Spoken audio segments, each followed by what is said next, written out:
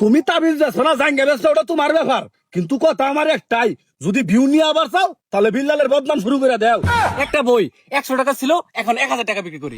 জুকার সাহেব, আমি shirt pant জাঙ্গা বেশি ঠিক আছে, তাও মানুষের গলার মধ্যে পারা মাইরা বই বেচা পাইতাম না। দরকার পরে দরবেশের বেশ ধরে তাবিজ বেচমু। এই মানুষ ঠকানের ব্যবসা আমি জুয়েল ভাই মানবতার ফেরওয়ালা করার হইতাম না।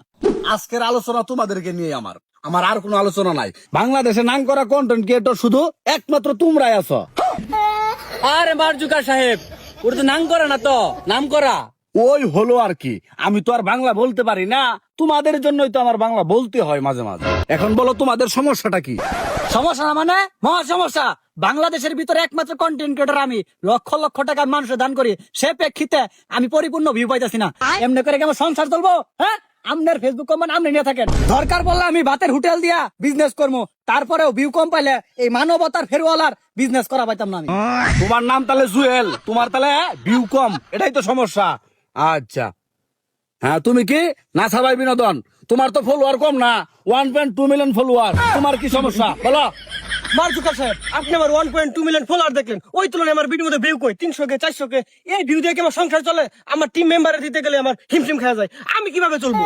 সেই কবে গাড়ি খাওয়া মারতে লাগছি না, ভিডিও করে ভিউ পাইছিলাম, এরপর থেকে তোর মনের মতো ভিউ পাচ্ছি না কেন? But why? মিছা কথা কবে গো? তোমার ভিডিওর মধ্যে ভিউ নাই না? ভিডিওতে যদি ভিউ না থাকতো, কার টাকা দিয়ে তুমি শেরপুর শহরে দোয়ান নিছ? আমি খুঁজ রাখি না, আমি মার জুকার বার, খালি ফেসবুক কোম্পানি চালাই না, বুঝো নাই? কর্তা ফানি ভিডিও আর হয়ে গেছো দেখা ভরের ব্যবসায়ীর মহাজন, এরপরেও কেউ ভিউ নাই, তোমার তো আসলে মন ভরে না, আমদানি করো না। এই বিল্লাল, তোমার কি সমস্যা বলো?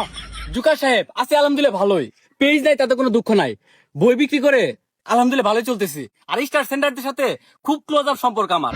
একটা বই 100 টাকা ছিল, এখন 1000 টাকা বিক্রি করি। তাইলে তুমি এখানে কেন আসছো? তোমার ব্যবসা তো ভালোই চলতেছে। জুকার সাহেব, আমি মূলত আসছি আপনাকে একটা কন্টেন্ট শোনানোর জন্য।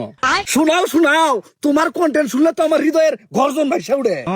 আমনে আমার এত ভালোবাসুন কারণে তো বইয়ের নাম দিছি হৃদয় ভাঙ্গার গর্জন। তাহলে কন্টেন্টটা শোনাই। তাড়াতাড়ি কো। কিছু অপমানের প্রতিশোধ নিতে চায় না জীবনে, সময় দিবে যোগ্য জবাব, এটাই রীতির ভুবনে। অন্যকে ছোট করে তৃপ্তি যারা পায়, সময় বুঝিয়ে দিবে এই থরসব বিল্লালের যোগ্য স্থান কোথায়। বাহ বাহ বাহ বাহ বাহ, কন্টেন্ট তো না যেমন চাল বাজা, শিখ তোরা, শিখ ওর কাছ থেকে শিখ। জুকার সাহেব, আপনি তো বাহ বাহ বলবেনই। 100 টাকা দামের বই 1000 টাকা বিক্রি করে আমরা খাইতে পারবো না, যে দেশে একটা কোরআন শরীফের দাম 350 টাকা আর 3.5 পৃষ্ঠার একটা বইয়ের দাম 1000 টাকা। এই মানুষ ঠকানের ব্যবসা আমি জুয়েল ভাই মানবতার ফেরওয়ালা করার হইতাম না।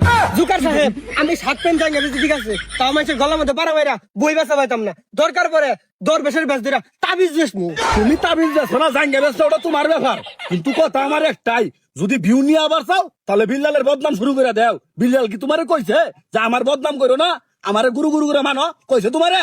তুমি ওর পিছে লাগে যাও, তুমি ওরে যা খুশি তা কও, ভিউ নিয়াও ভিউ নিয়াও ভিউ নিয়াও। আর তুমি মানবতার ফেরিয়ালাগিরি করে কয়দিন খাবা? ওগুলার পাবলিকন দেখে না। তুমি বিল্লালের পিছে লাগতে পারো না?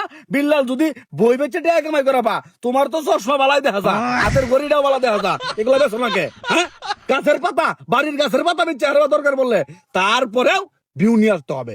ভিডিওতে ভিউ চাই, আমি মার জুকার, আমার ভিডিওতে ভিউ আয়ুক বা না আয়ুক, আমি চাই তোমাদের ভিডিওতে ভিউ আসুক, কারণ তোমার ভিডিওর ভিউ দিয়ে তো আমি চলি নাকি? বিল্লাল কোন ডাকো? তাইলে কি মার্ক জুকার সাহেব আর একটা কন্টেন্ট শোনামো? না না না না না না না না, এই ভুল আর কইরো না, বাড়ির যায়া লাইভ করে স্টার কামাই করো গা।